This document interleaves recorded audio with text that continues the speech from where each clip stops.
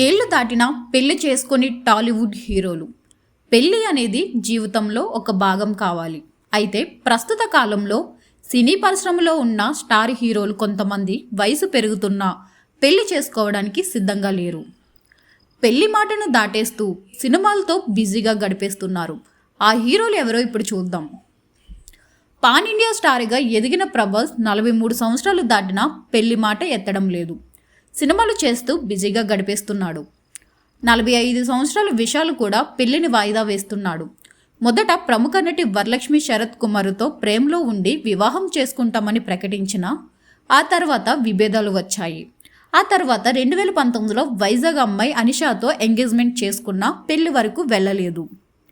45 సంవత్సరాలు ఉన్న సుబ్బరాజ్ కూడా పెళ్లికి దూరంగానే ఉన్నాడు. పెద్దల బలవంతంతో కాకుండా నాకు నచ్చినప్పుడే పెళ్లి చేసుకుంటానని సుబ్బరాజ్ అంటూ ఉంటాడు. సుమంత్ కీర్తిరెడ్డిని వివాహం చేసుకున్న ఇద్దరికీ సెట్ అవ్వక విడాకులు తీసుకున్నారు. 48 సంవత్సరాలు వచ్చినా ఇంకా సుమంత్ పెళ్లి జోలికి వెళ్ళడం లేదు.